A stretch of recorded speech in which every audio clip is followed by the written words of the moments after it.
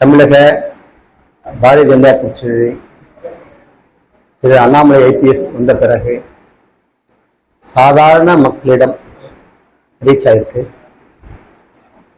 அவர் ஒரு கர்ம யோகி.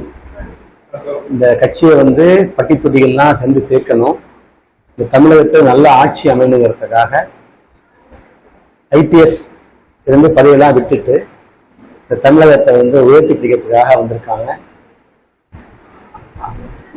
ஆனால் சமீப காலமா அவரை பத்தி ஊடகங்கள் தவறான செய்திகளை பரப்பிட்டு வரீங்க.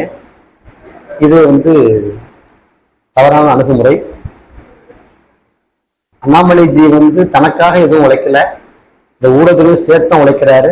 இந்த தமிழகத்தை ஒரு சிறந்த மாநிலமா உயர்ந்த இடத்துல உயர்த்தி பிடிக்கணும் தான் பேசிட்டு இருக்கிறாரு.